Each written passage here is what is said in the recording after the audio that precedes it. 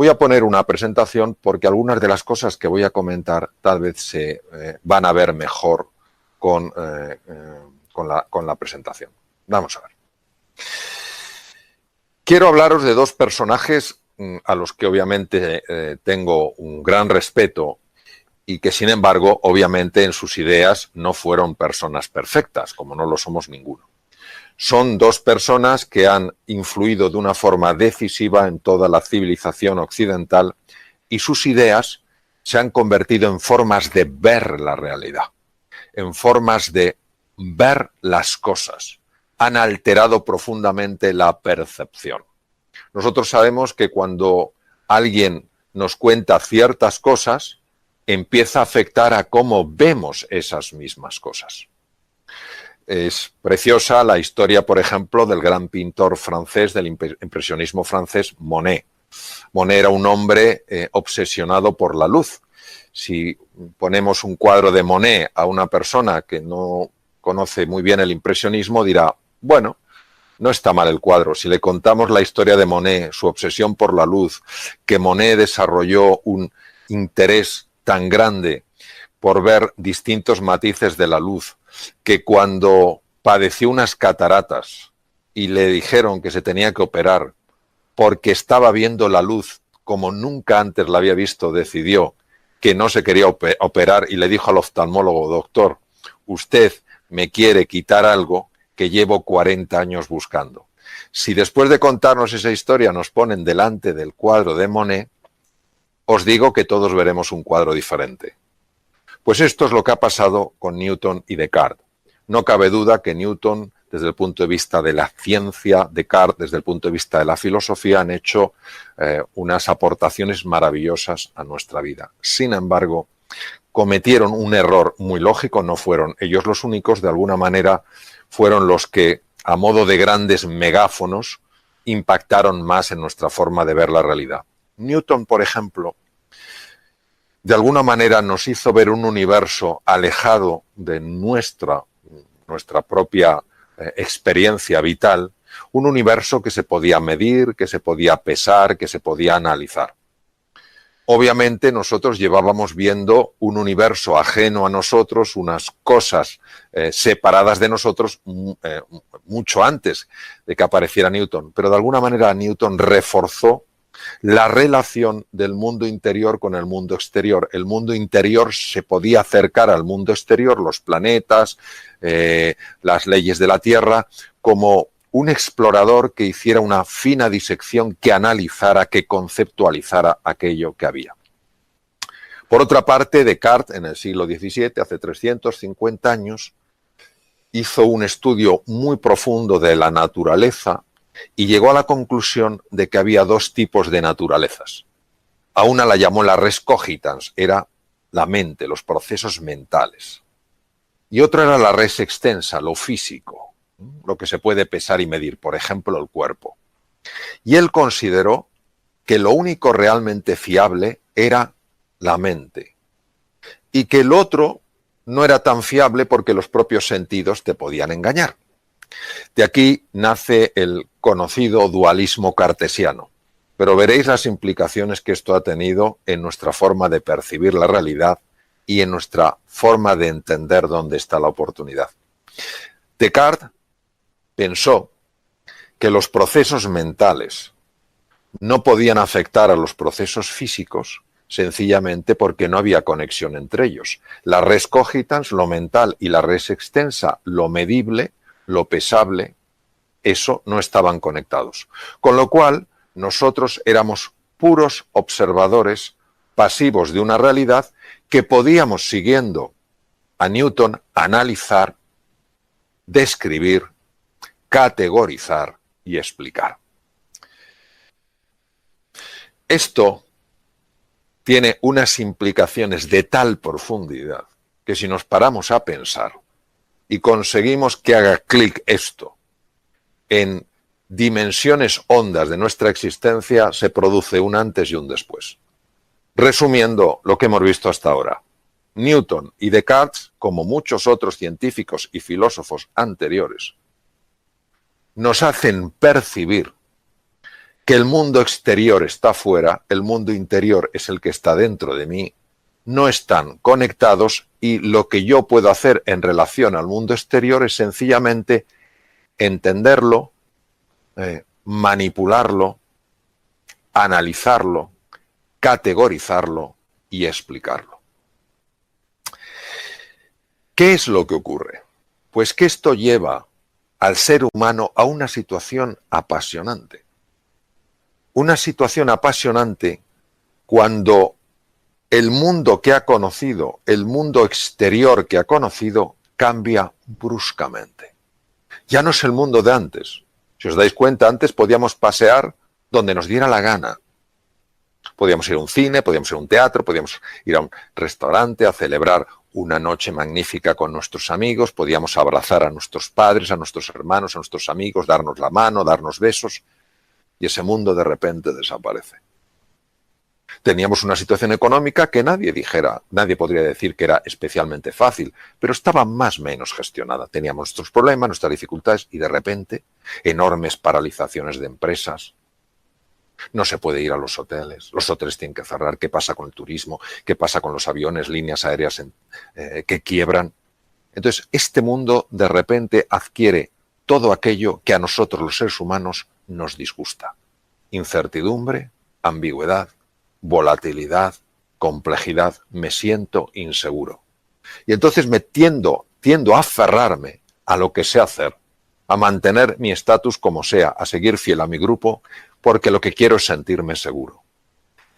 Ahora, aquí es donde nos tenemos que parar un instante, queridos. ¿Por qué me siento seguro en mi zona de confort? ¿Y por qué me siento inseguro ante ese otro mundo exterior a mí que ha cambiado? Precisamente porque me veo ajeno a él. Creo que el mundo exterior está ahí, el mundo interior está aquí. Por eso cuando me han hecho alguna entrevista y me han preguntado ¿cuál cree que es el mundo que nos vamos a encontrar? De nuevo vemos en esta misma pregunta el reflejo del paradigma de la forma de ver de Cartesio. Nos lo vamos a encontrar porque es ajeno a nosotros. ¿Y si esto fuera un error de primer orden? Que tuviera unas consecuencias absolutamente extraordinarias. Imaginaros el mundo que se nos puede abrir si descubrimos que hay un error, tanto en la visión de Newton como en la visión de Descartes y en la visión de muchas otras personas. Dejadme que os explique ahora un aspecto de lo que se llama la neurociencia afectiva. La neurociencia afectiva es la parte de las neurociencias, las ciencias del sistema nervioso, que estudia todo lo que tiene que ver con el mundo de los sentimientos y de las emociones. En el centro de la imagen veis un punto rojo. Ese punto rojo es la amígdala. La amígdala, hay dos amígdalas, las que tenemos obviamente en la garganta y las que tenemos en el cerebro, que no tienen por supuesto nada que ver. Me refiero naturalmente a las que tenemos en el cerebro. En ese núcleo que veis ahí, tan pequeñito, tiene el tamaño de una almendra aproximadamente, está ni más ni menos que el núcleo central del miedo. Es nuestro detector de miedo. ¿Qué quiere decir? Que si yo este mundo que está envuelto en una pandemia, solo lo percibo como ajeno a mí, a ver qué más desgracias me trae. Si solo veo un mundo incierto, hostil, volátil, ambiguo, y yo me veo a mí mismo como una víctima que tiene que ver cómo sale adelante ante esta tormenta que está sacudiendo a la humanidad entera, os voy a decir lo que pasa. Lo que pasa es que se activa ese núcleo central del miedo en la amígdala y se desactiva lo que veis ahora en color rojo. Ni más ni menos que la parte del cerebro que es absolutamente imprescindible para adaptarse. Es un momento para recordar la frase genial de Charles Darwin: no es la especie más fuerte ni la más inteligente la que sobrevive, sino la que mejor se adapta. ¿Cómo nos vamos a adaptar, queridos? Si la parte del cerebro, la parte más moderna, la corteza prefrontal, no funciona adecuadamente porque está activado el núcleo central del miedo. Ni podremos negociar, ni podremos ser creativos, ni podremos innovar, ni podremos emprender, ni podremos cooperar, ni podremos descubrir la oportunidad en medio de la dificultad, porque si hay una estructura en el cerebro clave precisamente para que eso suceda, es esa región, las áreas prefrontales del cerebro. Luego nosotros tenemos que ver cómo se puede desactivar ese núcleo central del miedo para que pueda mantenerse activada la zona que nos va a permitir a todos adaptarnos, mejorar, crecer y evolucionar. Como lógicamente soy médico, he ejercido la cirugía 26 años, aunque desde hace unos largos años ya no estoy en el ejercicio clínico, sino en la investigación y en escribir y transmitir estos conceptos, sí me importa mucho deciros que cuando se enciende el núcleo central del miedo en la amígdala, no solo se desactiva la parte anterior del cerebro, que es precisamente, como hemos comentado, la que nos ayuda a adaptarnos, es que además tiene profundos efectos a nivel del cuerpo. Si veis en la zona inferior de la presentación, con un color rosado, veréis que pone cortisol. El cortisol es una sustancia, es una hormona producida por las glándulas suprarrenales y que se utiliza mucho en medicina en situaciones muy importantes. De hecho, ha sido muy utilizado cuando en la situación actual con el COVID-19 se producía una reacción excesiva del sistema inmune y un cuadro inflamatorio. Se utiliza también en los trasplantes, etc.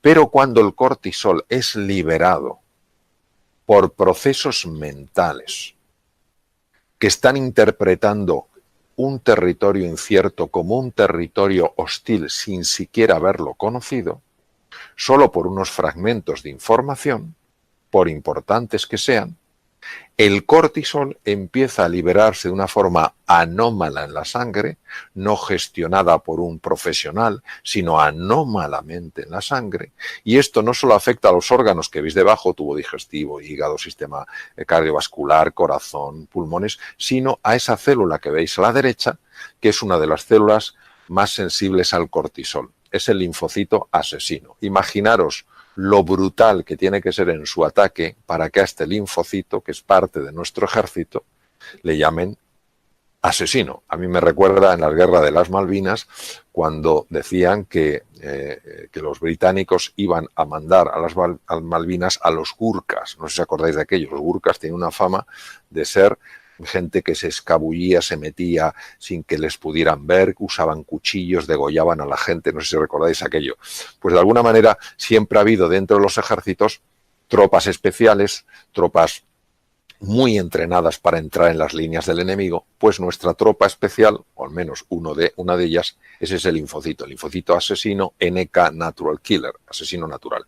Bien, este es un linfocito especializado en el ataque sobre todo a dos tipos de agentes nocivos, las células cancerígenas, número 1, y los virus. Acordaros que el COVID-19 es un virus. Los virus y las células llenas de virus para que no revienten y llenen de virus el torrente sanguíneo. Pues bien, la liberación excesiva de cortisol anómala generada por la mente es capaz de bloquear, al menos parcialmente, el funcionamiento de los linfocitos asesinos. Fijaos qué curioso como en un momento determinado donde tenemos que tener un sistema inmune lo mejor modulado posible y unas capacidades cognitivas lo más hábiles, precisamente para que nos podamos adaptar, fijaros qué curioso cómo cuando uno está contemplando el mundo exterior ajeno, hostil, sucede todo lo contrario, cae nuestro sistema inmune, su modulación empeora y las capacidades para adaptarse también bajan. Por eso nosotros tenemos que cambiar esta pregunta. ¿El mundo que nos vamos a encontrar? No. El mundo que juntos podemos crear. Y aquí es donde vamos a dar el salto cuántico. Nunca mejor dicho. Porque tenemos que traer a primera línea como protagonistas de esta escena a dos de los físicos cuánticos más notables que han existido. Por supuesto, ha habido otros como Niels Bohr, el danés, que ganó el premio Nobel en 1922, el premio Nobel de Física, justo el año posterior al que lo ganó Albert Einstein. David Bohm, que conoció a Einstein, trabajaron juntos, quiero decir, en el mismo lugar en Princeton, en la Universidad de Princeton, Estados Unidos, y son estos físicos, Bohm, Einstein, Niels Bohr, etcétera, etcétera, los que nos han descubierto dónde estaba nuestro gran error. Y el gran error está en lo siguiente. El mundo exterior y el mundo interior solo están separados en apariencia. En apariencia, como decía Niels Bohr, hay una verdad, es verdad. La física newtoniana, claro que es verdad en el mundo de las formas, en el mundo de las apariencias. Claro que en el mundo de las apariencias lo que decía Descartes parece que es verdad, que la mente va por un lado y el cuerpo va por otro. Sin embargo, los físicos cuánticos, Niels Bohr, Einstein, Bohm, nos introducen en un plano profundo de la realidad. Es como si solo conociéramos la superficie del mar. Y Newton y Descartes nos hubieran hablado de la superficie del mar, que tiene cosas apasionantes. Y está la tierra firme y nos la hubieran descrito, diríamos, qué maravilla, qué continentes. Y que físicos cuánticos como Niels Bohr, Einstein o Bohm nos hubieran metido en las profundidades del mar y nos hubieran enseñado los tesoros que hay.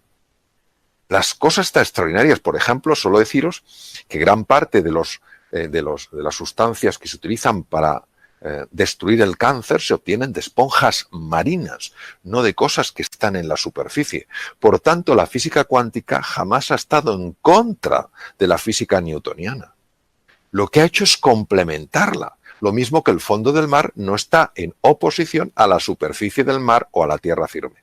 Pero claro, es que lo que nos han revelado los físicos cuánticos es de una profundidad insospechada. ¿Qué nos han revelado? Nos han revelado algo que es que el observador influye en lo observado. ¿Pero cómo es posible? ¿Pero qué me dices si yo lo que yo observo está fuera? Y yo soy el observador que estoy aquí dentro. ¿Cómo yo voy a influir fuera? Pues sí, señor. Hay una dimensión de la realidad en la que nosotros estamos influyendo fuera con nuestra forma de pensar, con nuestra forma de sentir, con nuestra forma de actuar. Y cuando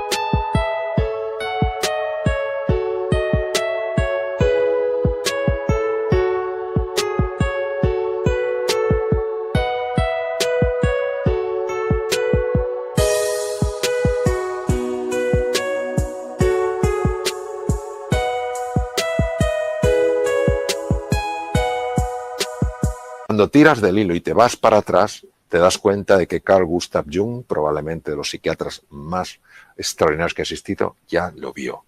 Te das cuenta de que los miembros de la llamada filosofía perenne, es decir, los que no tienen la filosofía que te sirve toda la vida, Nisargadatta, Lao Tzu, Confucio, todos hablan de esto. Pero ha tenido que ser la física la que nos abra los ojos y diga, ojo, porque lo que está sucediendo dentro de ti va a tener un impacto fuera de ti, porque el observador y el observado están mucho más conectados de lo que te imaginas. Y por eso tenemos a alguien de la talla de Blake, William Blake, inglés, nació en 1757 y fue otro de los grandes filósofos para mí, aunque él era poeta, él era un magnífico grabador. Tú lees, yo lo leo a través de grandes expertos porque Blake es muy difícil de entender, William Blake, pero tú lees fragmentos de Blake y te sacuden por dentro y no sabes por qué. Luego tienes que leer a los grandes expertos, Taylor, etcétera, que se han pasado 40 años estudiándolo, etcétera, para comprender en mayor profundidad lo que querían decir. Pero fijaos lo que decía William Blake, si las puertas de la percepción, ¿de qué estamos hablando? de abrir la mirada, de que ya no hay un mundo fuera y un mundo dentro, sino que es un mismo mundo que da la apariencia que una parte está fuera y otra dentro. Si las puertas de la percepción fueran limpiadas, física cuántica, la realidad parecería como es, infinita. El mundo en un grano de arena, el paraíso en una flor, la eternidad en una hora, todo lo existente en la palma de mi mano. Pero es que hubo un científico por el que yo siento absoluta pasión.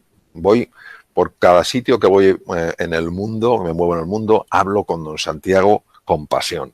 No solo porque a mí me ha influido mucho, aunque no le he conocido, porque él murió en 1934, nació en 1855 y murió en 1934, pero es un hombre que esto ya lo intuyó.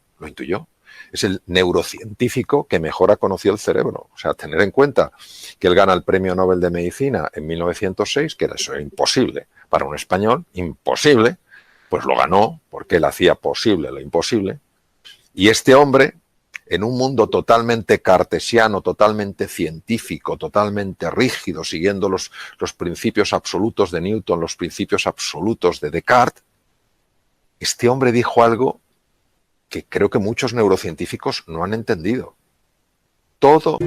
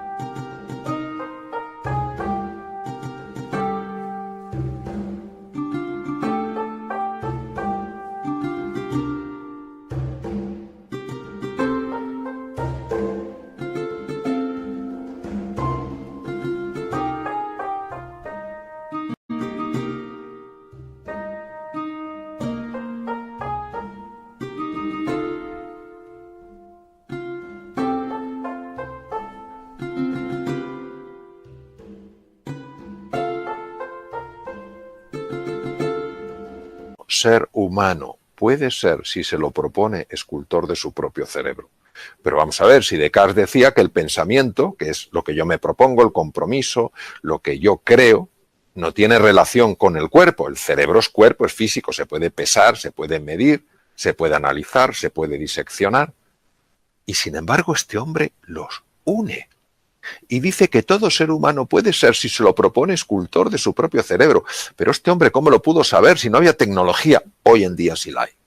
Y sabemos que la neuroplasticidad, la formación de nuevas neuronas, la formación de nuevas conexiones entre las neuronas, depende tremendamente de la forma de pensar. Por eso cuando escribí Reinventarse hablaba precisamente de eso, de lo que verdaderamente Cajal había descubierto, que el ser humano se puede reinventar, que la mente, los procesos cognitivos, naturalmente que conectan con los procesos físicos, porque son dos realidades que se pueden distinguir, pero no se pueden separar. De alguna manera, don Santiago, que de alguna manera precedió a algunos de los grandes físicos cuánticos, porque él gana el premio Nobel en 1906 por sus estudios de la teoría de la neurona, y en 1921, con el efecto fotoeléctrico, gana Einstein el premio Nobel de medicina. Es decir, estamos hablando de personas muy cercanas en la dimensión del tiempo. O sea, fijaos qué cosa más bonita que uno sepa que su forma de pensar, que su forma de sentir puede hacerle más inteligente, más capaz, pero es que además que puede hacerle influir en las circunstancias que genera en la vida, en lo que se encuentra. Y por eso tengo 3 palabras para ofreceros, para vuestra consideración. Primero, que os atreváis a querer de verdad, que no tengáis ningún miedo en esta época de dificultad de sentir pasión por nuevos proyectos, de sentir pasión por nuevas oportunidades. No creáis que la vida quiere que vayamos con la cabeza baja. La vida en mayúscula llora cuando nos ve tristes. Entonces, querer con pasión, apasionaros por las cosas, entusiasmaros por los proyectos, entusiasmaros por las oportunidades que, aunque todavía no las vemos, van a surgir. En 1900 en Londres había 1 millón de caballos. Imaginaos la cantidad de gente que trabajaba alrededor de los caballos, el que cultivaba la alfalfa, el que tenía los establos, el que hacía las ruedas de los carruajes, el que conducía los carruajes, el que montaba los establos, y de repente aparecen los primeros coches. ¡Qué horror! El mundo se acaba. Imaginaros la cantidad de...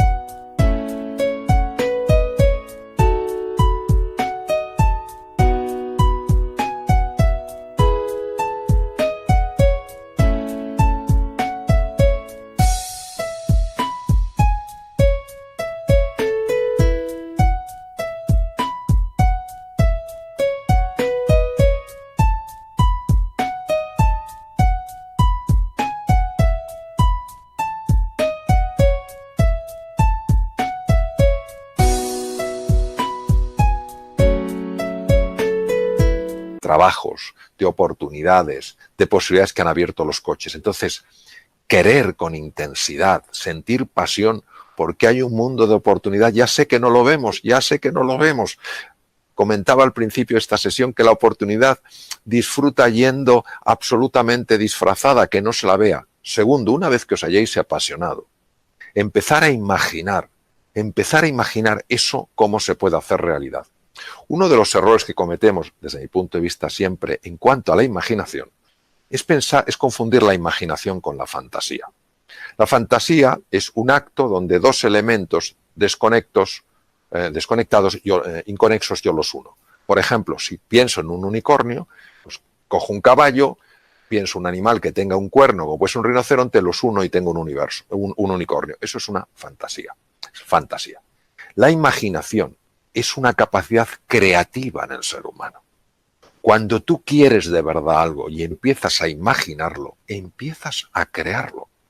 Por eso uno acaba creando lo que imagina, porque como el observador se afecta al observado, lo que tú imaginas que está animado con el fuego de la pasión, busca su expresión natural en el mundo exterior, generando circunstancias favorables para tu avance, para tu progreso.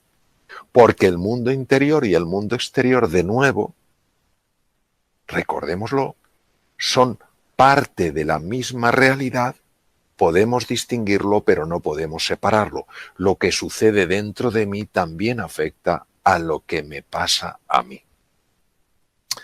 Entonces, y para abreviar, haciendo un resumen, evitemos, queridos, tomar la posición de una víctima. Ya sé que esta situación es dura. Hablo con conocimiento de causa.